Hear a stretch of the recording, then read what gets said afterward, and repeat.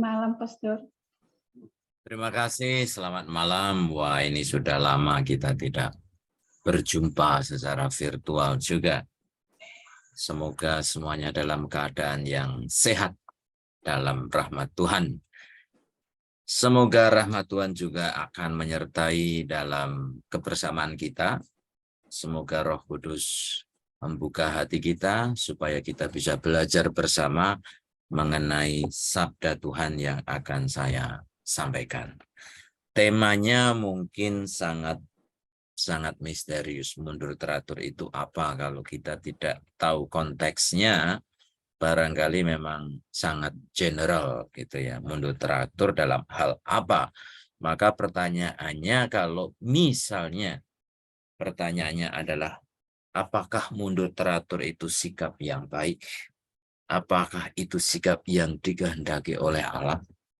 Ya, tergantung karena kita tidak tahu persoalannya soal mundur apa gitu. Kalau mundur sebagai pejabat karena korupsi, nah itu mungkin baik. Tapi mundur dalam hal apa? Nah, mari kita lihat bersama. Saya ingin merenungkan dua perikop.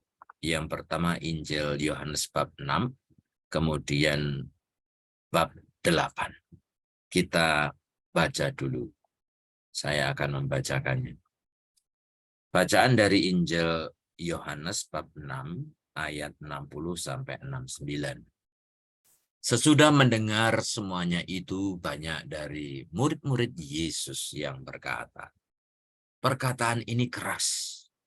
Siapakah yang sanggup mendengarkannya?" Yesus yang di dalam hatinya tahu bahwa murid-muridnya bersungut-sungut tentang hal itu, berkata kepada mereka, "Adakah perkataan itu mengguncangkan imanmu? Dan bagaimanakah jikalau kamu melihat Anak Manusia naik ke tempat di mana ia sebelumnya berada? Rohlah yang memberi hidup. Daging sama sekali tidak berguna. Perkataan-perkataan yang kukatakan kepadamu adalah roh dan hidup. Tetapi di antaramu ada yang tidak percaya. Sebab Yesus tahu dari semula siapa yang tidak percaya dan siapa yang akan menyerahkan dia. Lalu ia berkata, "Sebab itu telah kukatakan kepadamu, tidak ada seorang pun dapat datang kepadaku kalau Bapa tidak mengaruniakannya kepadanya." Mulai dari itu banyak murid-muridnya mengundurkan diri dan tidak lagi mengikut dia. Maka kata Yesus kepada ke-12 muridnya, "Apakah kamu tidak mau pergi juga?" Jawab Simon Petrus kepadanya, "Tuhan, kepada siapakah kami akan pergi? Perkataanmu adalah perkataan hidup yang kekal. Dan kami telah percaya dan tahu bahwa Engkau adalah yang kudus dari Allah." Langsung saya sambung dengan bacaan dari perikop berikutnya, Yohanes 8 ayat 2-11. Pagi-pagi benar ia berada lagi di bait Allah, dan seluruh rakyat datang kepadanya. Ia duduk dan mengajar mereka.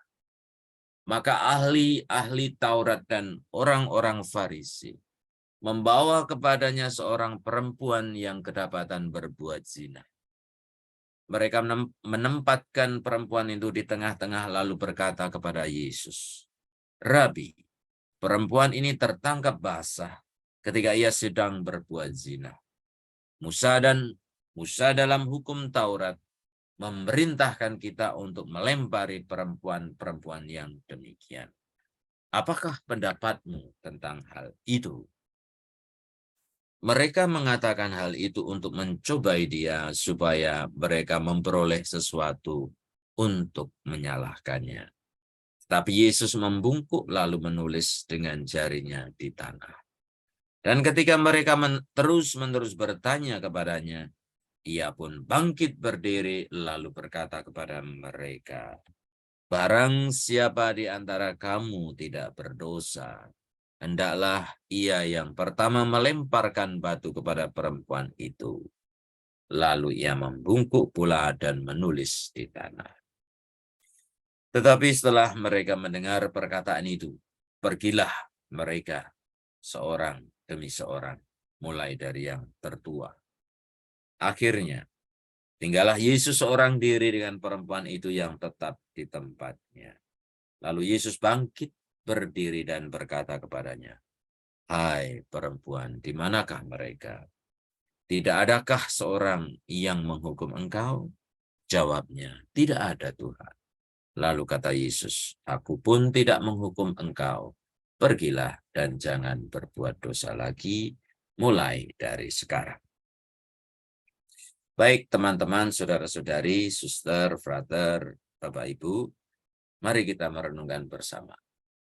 Tema saya tadi mundur teratur. Nah, kalau kita membaca dua perikop, mendengarkan dua perikop tadi, itu mundur teratur karena apa?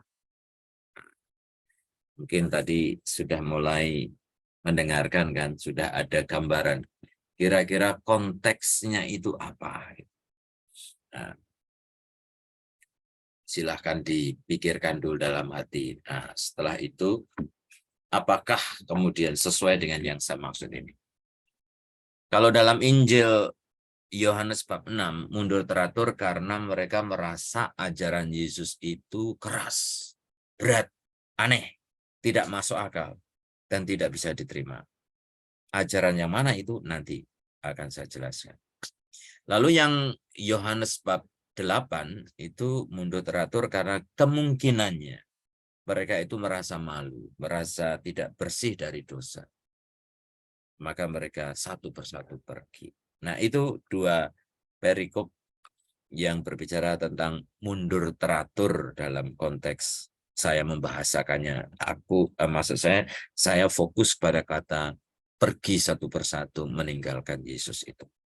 Baik, selanjutnya kita fokus ke yang bab 6 sekarang. Ajarannya berat.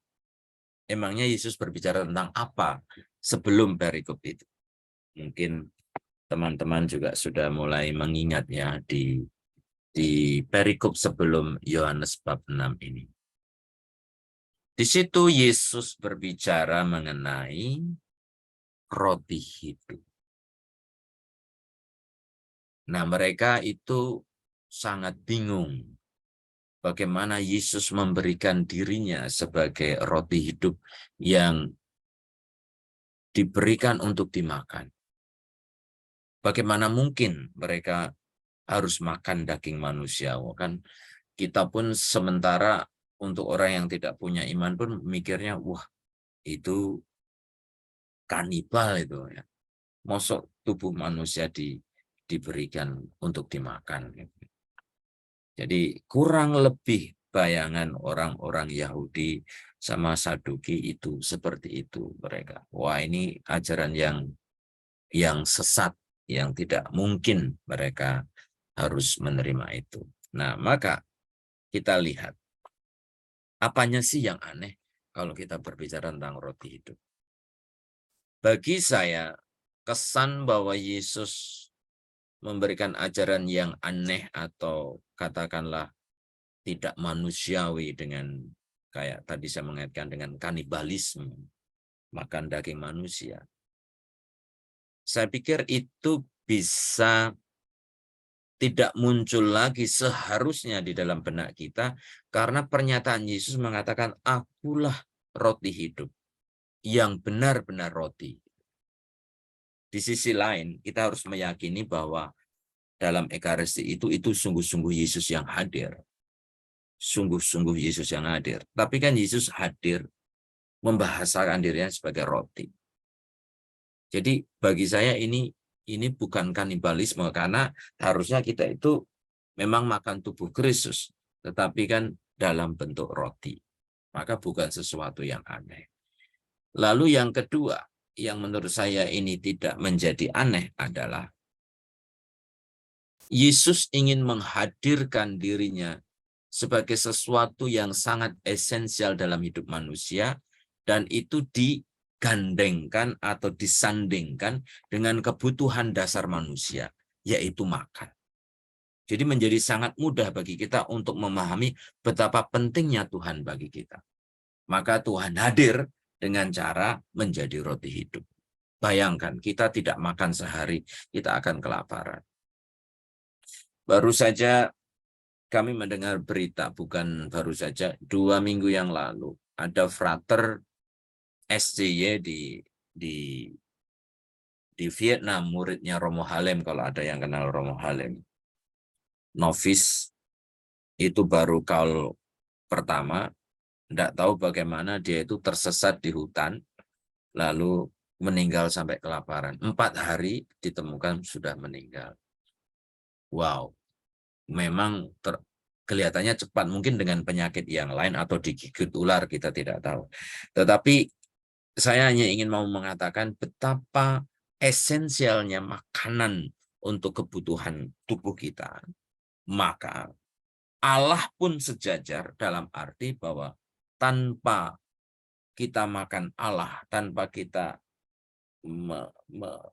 menghadirkan Allah di dalam tubuh kita, maka spiritual kita pun pasti akan mengalami kelaparan. Jadi menurut saya justru ini ajaran yang sangat masuk akal dan sangat mudah diterima. Karena Tuhan menghadirkan dirinya sebagai makanan bagi kita. Daripada Yesus menghadirkan diri dalam bentuk api, angin, dalam hal-hal yang extraordinary seperti dalam Perjanjian Lama. Menurut saya lebih cocok, lebih kena, lebih menancap ke hati kita ketika dia hadir sebagai makanan. Nah, somehow, pertanyaan yang kedua adalah, oke lah kalau dianggap itu sesuatu yang berat atau sulit, atau kita pun merasa betapa sulitnya menjadi orang Katolik dengan aneka macam nilai-nilai yang harus kita perjuangkan. Tapi di sini saya mengatakan, bukankah hidup itu akan ada nilainya ketika kita memang harus menghadapi kesulitan? Dalam arti hidup yang punya makna adalah hidup yang kita perlu memperjuangkan sesuatu. Kalau sesuatu yang mudah, what is the point? Kebahagiaan orang seperti saya yang suka olahraga, itu ketika mendapatkan lawan yang berat, sehingga menangnya itu betul-betul memuaskan. Kalau hanya musuhnya ecek-ecek, ya tidak akan memberikan kebahagiaan. Nah, apalagi dalam kehidupan kita. Bukan kok saya mengajak kita untuk menantang bahaya atau mau mencobai Allah, berikanlah godaan yang lebih besar, enggak. Tapi ketika godaan atau halangan itu besar dan sulit, justru itulah kesempatan untuk memaknai hidup ini. Maka dalam konteks ini, mundur teratur sesuatu yang menurut saya hanya seorang pecundang yang akan mundur. Di Hong Kong, baru saja minggu yang lalu saya diminta oleh KJRI untuk memberikan workshop tentang kesehatan mental. Karena meskipun banyak PMI itu kayak istilah TKW. Meskipun mereka orang beragama, tapi kecenderungan untuk bunuh dirinya juga banyak. Karena tidak kuat menghadapi kesulitan. Mundur dari hidup yang sudah diberikan oleh Allah. Maka saya sudah menjawab ya dalam hal ini. Mundur teratur dalam konteks ini adalah sesuatu yang bagi saya bukan dikehendaki oleh Allah. Maka sesulit apapun kita harus serahkan pada Tuhan bahwa Tuhan pasti akan memberikan jalan keluar bagi kita kalau kita tetap berjuang bersama Tuhan. Baik, yang menarik kita lihat apa reaksi Yesus ketika orang-orang itu pergi, khususnya yang perikop pertama, ketika dia memberi pengajaran, lalu satu persatu mereka pergi. Coba kita bayangkan itu terjadi pada kita, pada saya aja lah misalnya. Saya khotbah, mungkin khotbah saya terlalu aneh, terus satu persatu orang keluar misa, mungkin saya akan gimana ya, nggak terbayangkan, pasti saya akan merasa kalah, saya akan merasa kecewa, saya akan merasa ditinggalkan, saya merasa tidak diterima, ditolak gitu ya. Tidak didengarkan itu kan menyakitkan. Nah, tapi reaksi Yesus yang menarik. Dia tidak panik. Tetap berwibawa. Tidak menghalang-halangi mereka. Kalau saya mungkin, jangan pergi. Kayak merayu-rayu gitu. Tapi Yesus enggak. Oke, pergilah. Itu bagi saya menunjukkan bahwa Yesus itu tidak kalah. Seandainya pun ajarannya tidak diterima gitu ya. Tapi bagi saya reaksi Yesus itu menunjukkan bahwa memang hanya orang yang dipilih yang akan bisa mengikutinya. Jadi is nothing, apa ya, bukan sesuatu big deal orang mau meninggalkan Yesus. Konteks Yesus ya saat itu ya. Maka silahkan, hanya orang yang akan dipilih nanti yang akan bertahan. Nah, yang kedua adalah bukan hanya kok tenang-tenang saja, tetapi dia juga memberikan challenge kepada para muridnya yang inti setelah para pendengar atau murid-murid secara general sudah hilang satu persatu, mundur teratur satu persatu. Lalu Yesus berkata kepada para murid, kamu juga akan pergi? Dan meskipun dia bertanya kepada seluruh murid, yang menarik seperti kita ketahui, Simon Petrus menjawab dengan lantang dan spontan. And that's so interesting. Kayak menyimpulkan seluruh seluruh rancangan, seluruh ajaran dan bahkan identitas Yesus. Ini ibaratnya itu punchline. Kalau dalam komedi itu kan ada premis, lalu ada punchline-nya. Nah, ini endingnya itu begitu mantap Injil ini dengan kata-kata Petrus tersebut. Nah, maka kita lihat kesaksian Petrus. Apa yang menarik dari kata-katanya? Saya itu mendengar ini saja. Yang pertama, to whom shall we go? Kemana lagi kami akan pergi? Itu saya sudah merasa tersentuh. Kata-kata itu sepertinya, aku mau kemana lagi? Tidak ada tempat lagi kecuali kamu gitu loh. Artinya sangat dalam iman Petrus ini untuk mengatakan bahwa there is no other place, there is no other people yang bisa saya harapkan, bisa saya andalkan kecuali Yesus. Itu menurut saya sangat dalam sekali. Nah, lalu yang kedua ini sangat luar biasa. Perkataan, jadi dia menganggap Yesus adalah, mengimani Yesus sebagai suatu perkataan hidup yang kekal.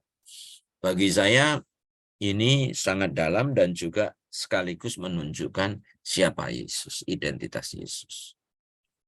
Teman-teman, saudara-saudari muslim kita seringkali kalau dalam dialog itu mencari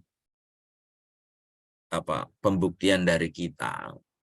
Tunjukkan dalam kitab sucimu kalau Yesus itu Allah. Tapi yang mereka harapkan itu pernyataan Yesus secara langsung. Aku adalah Allah. Kalau menurut saya justru kesaksian diri sendiri itu tidak kuat. Kayak misalnya aku berkata kepada teman-teman sekarang, aku adalah Romo yang suci. Pasti jadi bahan tertawaan teman-teman kan. Tapi kalau misalnya ada orang lain memberikan kesaksian siapa saya, itu kan jauh lebih kuat. Nah, maka bagi saya kesaksian Petrus ini sangat kuat untuk mengetahui bahwa dia adalah kehidupan itu sendiri, yang kekal adalah Allah itu sendiri. Lalu yang ketiga ini, bagi saya ini penting, apalagi kita sebagai orang Katolik, karena kesannya orang Katolik itu hidup matinya pasrah bongkoan, apa itu bahasa Indonesia? pasrah bongkoan itu tergantung 100% hidup kita kepada gereja atau kepada paus. Itu salah. Iman Katolik betul sifatnya komunal, sifatnya bersama, tetapi juga punya sifat personal, yaitu antara aku dengan Yesus. Maka ini kan menarik. Sementara orang-orang meninggalkan, mundur teratur satu persatu, tapi Petrus masih berdiri. Saya mau mengikuti engkau. Artinya ini imannya sangat personal. Maka seandainya pun misalnya ya, misal tidak akan terjadi saya. Misalnya memang banyak teman-teman yang aktif berdoa ini tiba-tiba mualaf semua. Bagi saya nggak akan mempengaruhi saya. Bahkan misalnya yang mualaf pastor atau kardinal pun tidak akan menggoyahkan iman saya. Bagi saya, iman saya sangat personal dengan Yesus. Gitu. Baik, selanjutnya. Poin yang lain dari perikop yang pertama. Tadi saya sudah menyinggung soal keilahian Yesus. Tapi yang kedua, ini juga menarik.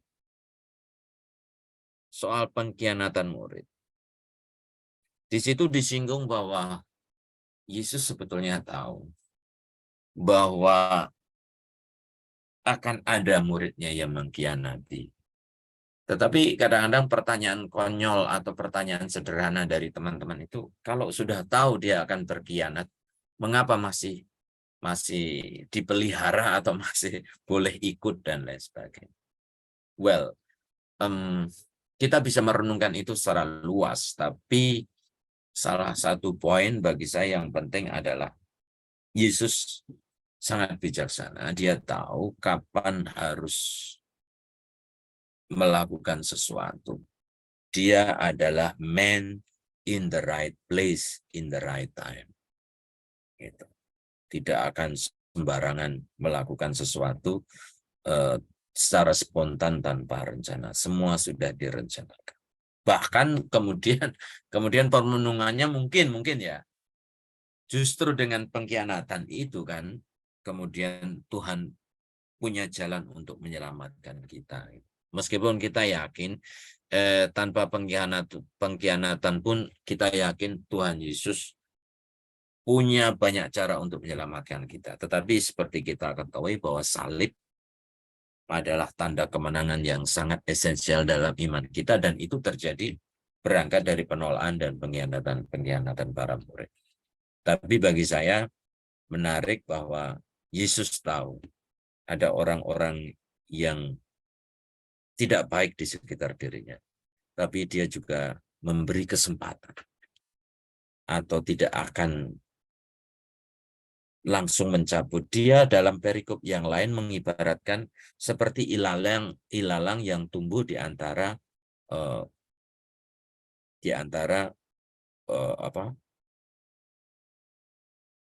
gandum, di antara gandumnya. Jadi kalau itu dicabut, dia akan dikhawatirkan akan mencabut gandumnya juga. Jadi dibiarkan tetap hidup si ilalang itu, si setan itu. Nanti pada waktu panen baru bisa dipilah-pilah. Nah, I think itu yang menarik, bisa ditarik ke sana. Orang-orang yang akan mengkhianatinya akan ada waktunya untuk dipilah. Maka sekarang pertanyaannya untuk perikop yang pertama yang terkait dengan tema saya, bagaimana soal pengunduran diri tersebut? Seperti sudah saya katakan, dalam perikop pertama ini, mundur teratur bagi saya adalah pecundang-pecundang. Dalam konteks menjadi murid, saya harap kita semua tidak ada kata mundur. Oke. Bendera sudah dikibarkan, pantang untuk diturunkan. Apapun yang terjadi, ada iklan, apapun makanannya, teh botol sosro minumannya. Nah, maka bisa diubah. Apapun situasinya, apapun sulitnya, Yesus tetap menjadi jalan hidupku. Ini konteks perikop pertama. Perikop yang kedua. Injil Yohanes bab 8. Mundur karena dosa. Mereka ditantang oleh Yesus. Kalau kalian merasa tidak berdosa, silahkan menghakimi. Silahkan melempar batu. Yang pertama. Nah, ternyata mereka satu persatu dari yang tua, yang muda, pergi. Berarti mereka merasa tidak pantas. Akhirnya mereka sadar bahwa aku pun juga punya dosa. Sehingga kata-kata Yesus ini membuat mereka somehow tidak pantas untuk menghukum. Meskipun enggak juga dalam arti memang mereka datangkan mau menjebak Yesus. Jadi tidak ada pertobatan. Orang Farisi ya seperti itu. Di sepanjang kisah Yesus akan selalu menjadi lawan Yesus. Jadi tidak ada perubahan. Tapi oke lah, saya tetap melihat itu hal yang positif. Saya boleh mengagumi orang-orang itu ya. Artinya ada banyak orang yang tidak tahu diri. Maka saya khawatir kalau itu saya lakukan, misal ada orang mengarah orang yang di kampung-kampung di Indonesia itu loh. Terus saya mengatakan siapa yang merasa tidak berdosa silakan. Wah, orang Indonesia mungkin merasa pantas malah jadi mati nanti orang yang ingin saya tolong kan. Maka dalam hal ini kita harus mengagumi orang banyak itu. Bahwa meskipun mereka sebagai kelompok besar yang kadang-kadang kalau dalam kerumunan itu akal sehatnya hilang, tapi ternyata mereka masih punya akal sehat, masih punya hati nurani, sehingga satu persatu mundur. Maka dalam konteks ini, menurut saya mundur teratur itu sesuatu yang menarik. Bisa dipertimbangkan. Bukan mundur teratur sebagai murid Yesus, tapi mundur teratur ketika kita merasa bahwa apa yang kita perjuangkan belum tentu benar. Termasuk tadi pada awal saya menyinggung, kadang-kadang kita punya pejabat yang sudah jelas-jelas korupsi atau jelas-jelas bersalah, masih kekeh untuk terus di atas kekuasaan. Akan lebih kesatria kalau mereka mengundurkan diri. Meskipun kemudian tetap menjalani proses hukum. Maka ini realitas ini, merasa tidak layak, menurut saya adalah modal dasar menuju keselamatan. Apalagi Yesus kan mengatakan, aku datang bukan untuk orang benar, tetapi untuk orang berdosa. Maka hanya orang yang tidak layak, yang merasa berdosa, yang menyadari dirinya adalah orang yang tidak sempurna, maka Yesus ada bersama orang yang seperti itu. Tentunya setelah Yesus bersama orang berdosa, tentu Tuhan juga mengundang orang yang berdosa itu untuk bisa memperbarui hidupnya. Poin yang kedua bagi saya akhirnya adalah yang layak menghakimi dalam konteks itu ya bukan manusia, melainkan Allah sendiri. Maka alangkah malunya kita bahwa Yesus sendiri sebagai Allah tidak menghakimi, tapi kok kita suka menghakimi orang lain. Kan realitas yang sangat menohok kita ini. Yesus kan di akhir kan berkata, aku juga tidak menghukum engkau. Nah, berarti kan dia sebetulnya secara literal mau mengatakan bahwa aku sebetulnya punya hak untuk menghukum kamu loh. Tapi aku juga tidak akan menghukum kamu. Jadi sesuatu yang sangat menarik untuk melihat diri kita yang kadang-kadang merasa lebih layak untuk menghukum atau menghakimi orang lain. Iya, ada isu tentang ketidaksetaraan ya di situ ya. Kita sering membahas misalnya kalau memang itu berbuat zina, mengapa yang dihadapkan ke Yesus hanya perempuannya? Mengapa yang laki-laki tidak? Jadi kita juga harus menyadari bahwa dalam konteks masyarakat zaman Yesus hidup bersama orang-orang Yahudi, ya kesetaraan antara laki-laki perempuan ya masih jauh. Meskipun kesetaraan sampai hari ini di negara-negara tertentu, di masyarakat tertentu juga masih harus dalam perjuangan. Jadi gereja semestinya harus ada di belakang setiap gerakan menuju ke kesetaraan. Meskipun, nah ini harus ada catatan. Kesetaraan semestinya bukan kesetaraan yang matematis. Kayak misalnya tuntutan misalnya, oh perempuan harus jadi Romo, seolah-olah Gereja Katolik itu menganggap perempuan tidak lebih baik dari laki-laki misalnya. Padahal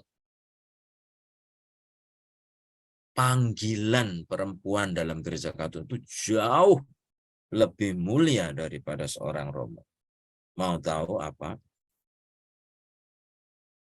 Peristiwa yang paling menentukan dalam iman Katolik adalah kebangkitan.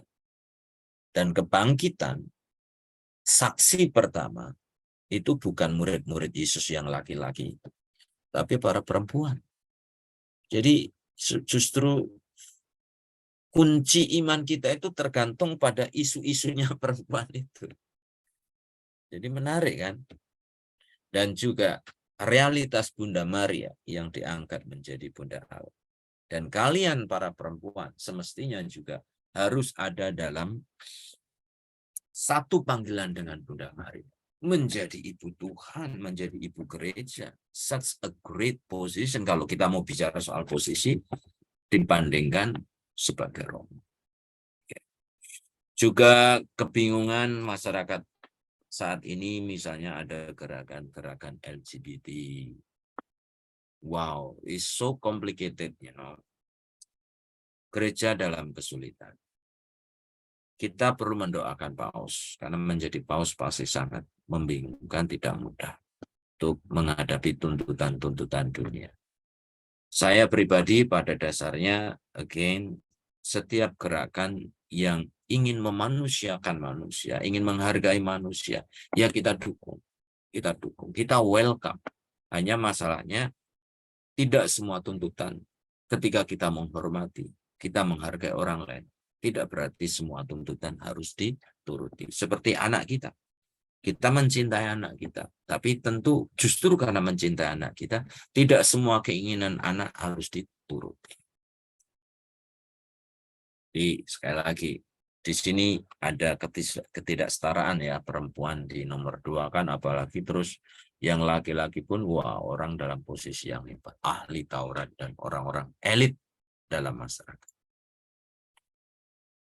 Apakah ada dialog dalam perikop itu? Bagi saya, dialog Yesus dengan orang-orang Farisi, ahli-ahli Taurat, that's not dialog yang sepantasnya atau yang sewajarnya, atau boleh dikatakan actually tidak ada dialog di sana. Karena bagi saya dialog adalah perjumpaan orang yang betul-betul punya niat baik, tulus untuk saling bertukar pikiran.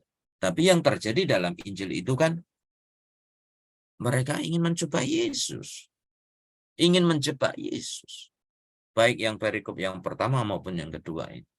Jadi sebetulnya tidak ada dialog. Maka saya pun kadang-kadang kalau ada pertanyaan-pertanyaan aneh dari teman-teman kita yang beragama lain, kalau maksudnya hanya untuk ngerjain, saya juga tidak akan menjawab serius. Misalnya ada orang Muslim tanya, kok Allahmu 3? Ya, katakan aja ya bagus loh, satu mati satu masih ada 2. Karena mereka tidak serius gitu. Tapi kalau mereka serius, pasti mereka mau berdialog, pasti akan saya jelaskan. Jadi itu yang bagi saya perlu diperhatikan. Yesus tahu mana yang harus ditanggapi dengan serius, mana yang tidak. Mengapa Yesus membungkukkan badan dan menulis ke tanah? Bukan ke tengah, ini salah saya. Nah kan menarik kan? Mungkin ada yang mengatakan, oh apakah Yesus juga bingung? Mesti berkata apa misalnya. Bahkan ada yang mencoba mencari sumber, kira-kira yang ditulis Yesus itu apa ya? Di tanah itu. Saya tentu tidak tahu banyak. Mungkin ahli kitab suci akan menjelaskan itu. Tetapi satu interpretasi yang bagi saya masuk akal dan menarik. Ini Yesus ini bukan seorang psikolog, tapi tentunya tidak, ya dia Allah ya. Tetapi saya mau melucu aja, dia bukan seorang psikolog, tapi dia tahu bagaimana hati orang. Dalam keadaan yang emosi, dalam keadaan tegang, dalam keadaan mereka hampir melempar batu. Emosinya sedang naik. Dalam keadaan seperti itu, kadang-kadang kita harus calm down.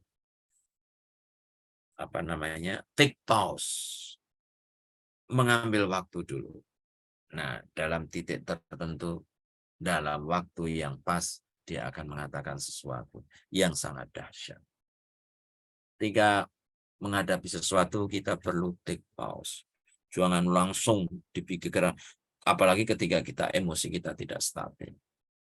Jadi Yesus mengajarkan kita sesuatu yang luar biasa. Pentingnya to take pause, to take time. Jangan langsung, karena segala sesuatu yang terburu-buru, segala sesuatu yang penuh emosi tidak datang dari Allah. Yakin.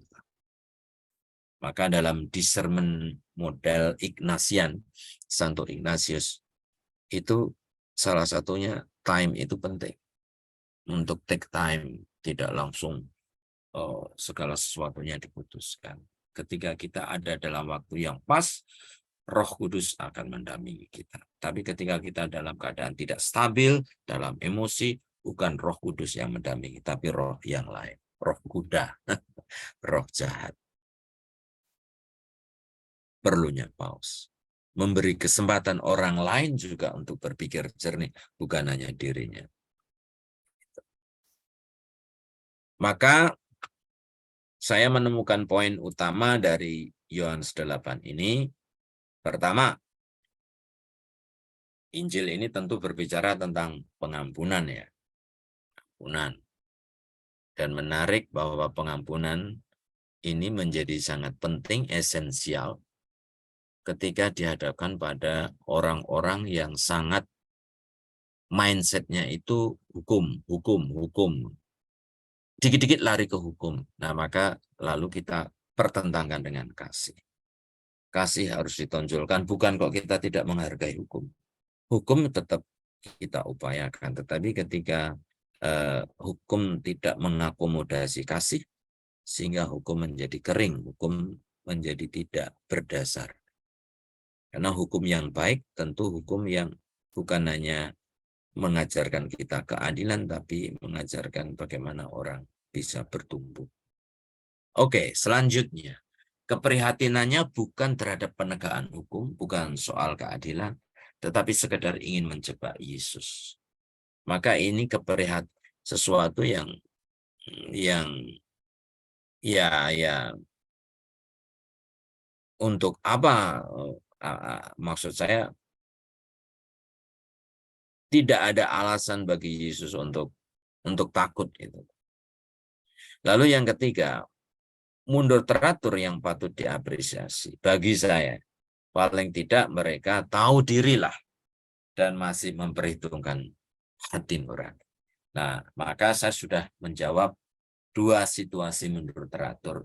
Pada perikop pertama, mundur teratur bagi saya sebagai murid Yesus, no way. Apapun yang terjadi, Yesus tetap menjadi guru kita, menjadi jalan hidup bagi kita. Tapi dalam konteks yang kedua ini, mundur teratur untuk menghakimi orang. Wow, itu sesuatu yang luar biasa. Ketika kita sudah kepingin menghukum orang. Belum lama ini ada seorang ibu, tidak saya sebut namanya, dia minta supaya saya mendoakan temannya supaya celaka. Saya mengatakan, wah, di Katolik itu tidak ada doa minta orang celaka. Doa itu selalu minta kebaikan. Kalau dalam Muslim itu ada itu doa, ada istilah khusus ini. Apalah, lupa saya namanya. Tapi dalam Katolik itu enggak ada mendoakan kok orang supaya celaka, itu enggak ada. Nah, itu sebetulnya tanpa sadar ibu itu sudah dalam konsep menghakimi orang. Kalau bisa mundur teratur, kalau bisa sedikit menahan diri untuk tidak menghakimi, wow, luar biasa. Nah, teman-teman, sebagai renungan untuk dibawa ke rumah, seberapa tangguh iman? Sudah seperti yang diungkapkan oleh Santo Petruskah? Apakah ada kecenderungan untuk menghakimi orang lain? Seberapa tajamkah dirimu dalam mendengarkan suara hati nurani? Beranikah mundur untuk sebuah nilai yang mungkin lebih mulia? Maksud saya yang konteks perikop yang kedua ini ya. Berani mundur untuk memperjuangkan sesuatu yang lebih mulia. Atau berani mundur karena kita gagal bertanggung jawab. Daripada betul-betul tidak mampu, tetapi tetap memperjuangkan sesuatu yang sebetulnya kita merugikan banyak orang. Baik, sekian. Terima kasih. Tuhan memberkati. Saya menunggu sharing-sharing Anda yang luar